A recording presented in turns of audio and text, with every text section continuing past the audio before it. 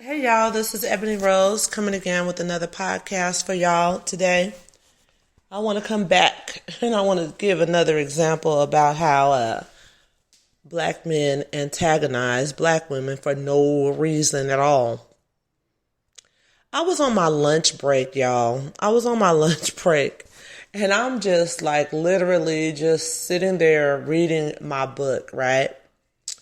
And I have a coworker, this black guy that, I'm cool with. I won't really say that he's like a friend, but I'm cool with him, but I side eye him. And, I'm doing a little series about how I feel like black men go out of their way to antagonize black women. And it might not, be a outright verbal attack. Not like that. It's kind of like, I don't even know the psychology of it or what you would call it, but I'm just giving examples. It's not aggressive like he's gonna jump on me or nothing like that, but y'all be the judge, and I'm gonna give you a few examples of what I mean by these verbal attacks that come off as if they're being nice, and they really not nice at all. Y'all let me know what you guys think, okay?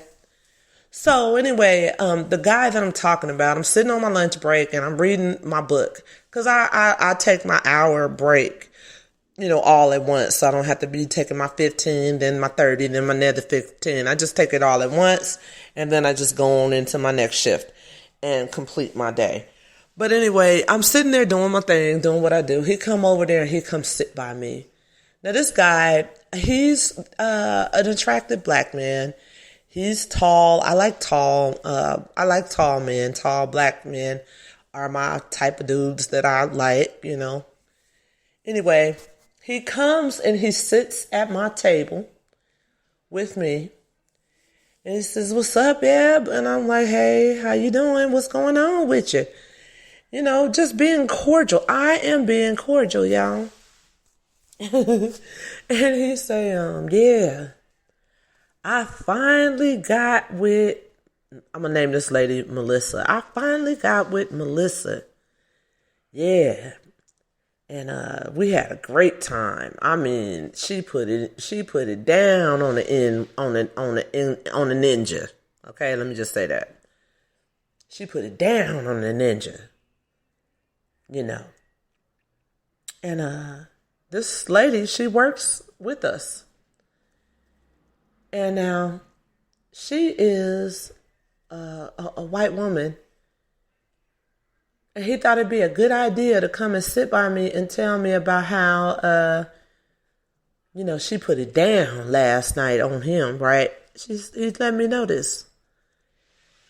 And I know my neighbors is working on their yard. They doing something in their yard. I'm sitting in my garage trying to record this video or this podcast so I could have some quiet, Anyway, yeah, so y'all forgive me for this noise. If y'all hear that in the background, that's my neighbors working on their yard. They got their blower, their leaf blower. Okay, so never mind that, y'all. But yeah, he is telling me this, and he's like, yeah. So I said, so what you gonna do? You gonna get married? Y'all gonna get married?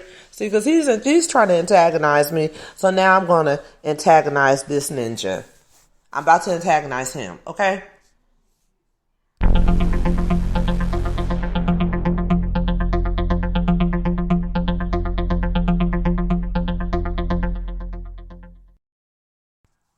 I'm about to antagonize him. I said, so y'all gonna get married? What you gonna do? Is y'all gonna get married or, I ain't finna marry nobody. Ain't nobody finna be my wife. And I just looked at him and I said, see, he's younger than me. He's in his 30s. The dude is, how old is he? He said he 36.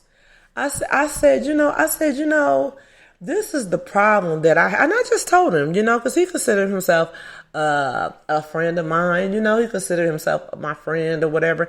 But he ain't really my friend. You know why? Because if he was my friend, then he wouldn't come to me and violate the girl code. I don't give a damn if this woman is a white woman, okay? I do have some solidarity a little bit with women of all races, okay? First of all, because we women, and you should not be, I don't like no man telling another woman's sex life, okay?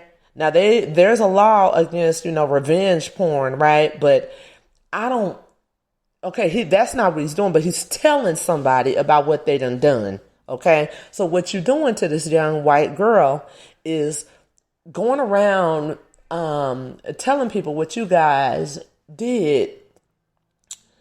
See, she likes him, right? And it's not that I'm against interracial relationships. I don't like him telling this woman's business because I know her too, right? But he chose to use what they did sexually in the privacy of her home to bring it back to the job and let me know. I don't know if he's telling other people about it, but he brought it to me to tell me about what they did. She put it down last night. So I said, y'all, you gonna get married? Nah, I ain't marrying nobody. Y'all gonna get in a relationship? Nah, we just kicked this shit. It was cool. It was what it was. It was what it was. So I just said, see, this is what I noticed about y'all. Y'all ain't never married. I said, what are you telling me that y'all did all this for? Okay. She ain't gonna get no relationship out of this. I mean, anybody could be with you. Why should that be that's not something of integrity that you laid down with that woman. Okay? She did you a favor. You dusty as hell. And he just looking at me. You dusty as hell. Y'all don't never be having no relationship with nobody. So, it ain't gonna amount to nothing. Y'all ain't having no baby. Y'all ain't finna get married. You ain't finna have no relationship. You can't even get a partnership with the woman where she go 50-50 on anything with you. You live at home with your daddy, using him all up, using your elderly daddy all up where he pay all the bills and you keep your money to ride around on your motorcycle. Okay? So, what is she getting out of laying down with you? She's not getting anything. If she would have spoke to me, I would have told her not to deal with you. Cause she's the one that ain't gonna get nothing out of it but a bad reputation for fucking with you. I swear to God, when I got through telling him that, cause it ain't gonna amount to nothing. It ain't gonna amount to nothing. Nobody gets anything from being with you but a wet behind. Okay? She ain't getting a relationship. So what is you telling me that? What is anybody missing out on that they didn't get the chance to fuck with you? What is they actually getting? And he looks at me and he was like, damn near like, do I see a tear? Do I see that you about to cry? I didn't care because I'm reading my book and you interrupted my book to tell me what you done did with this lady. And I did not like that because I feel like if a woman wants to give you her body, something precious like her body, right? Because she like you or whatever she want to do, she's grown. Y'all grown. That's not your place. That's not respectable for you to go and run your mouth like you in high school and you were grown ass, unmarried ass man. Okay? It's unfair to that woman, and it's unfair to all women for me to sit here and praise you. Because first of all, you were trash. You trash. This dude is trash to tell that woman's business like that. And this is what I'm telling him. You are trash. Okay? You don't get no home-cooked meals. You don't get any of that. You get to keep living up in the basement of your daddy's house while you buy more PlayStations and smoke out in your daddy's garage like you a teenager. You got a job, but you ain't spending it on nothing but weed and beer and fixing up your motorcycle. Okay? What is anybody getting? The fact that you got a job here and that you've been here for a while, you ain't doing nothing but playing. Ain't nobody, who's getting what? Okay? It's just a joke, man. You just a joke. And then I noticed, I noticed something. These men ain't never married. I have a friend also that I work with, and I respect this man very much so. He is a Hispanic guy. He is 47, and he got remarried. He got remarried because his wife passed or whatever. But you know how coworkers be talking and stuff. And he's telling me about his relationship with his new wife and how he's really happy to be married with his wife. All the men that I talk to, of other races of men that I talk to, they have wives. They 37, 38, 39, 40, 47. They got wives. You got these grown ass men, these grown ass black men. Some of them be 50 years old and they don't have no wife, sleeping with everybody. And they bragging about it like that shit's cool. And don't nobody trust you.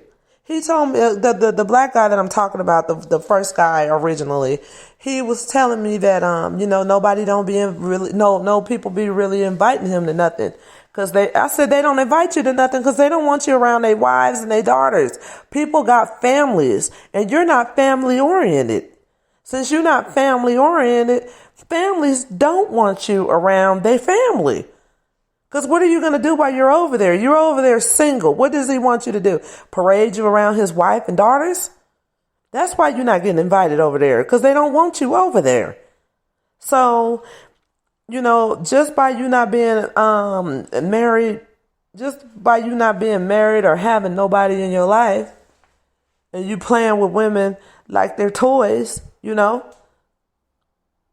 don't want you around. Most men that are about their business, they have wives and families. And the crazy thing is that, when you find black women who are married, because we really only really want to date black men when we want to be married. But I noticed that it's not uncommon to find women between the ages of 35 through 50 that have never been married. And these are black women. They've never been married because the men don't want to marry you because they all want to be teenagers. I don't even know if they want to be teenagers. They just want to run through women. What the heck? Running through women and then coming to people. And the joy of it is coming to somebody and telling them about it. I don't want to hear about you and the women that you're running through. And see, this is why if I was single, oh my God, I would not date these dudes. I would not. Because it's like, what type of mentality do you have to go to work and be telling people your business like that? What you have done in the bedroom with that woman. I don't care if she is white. Now just imagine if she was black. He would have trashed the hell out of her. Because it wouldn't be me. I'm too grown for that. I don't sleep with people that I work with ever. Ever, ever, ever. I don't.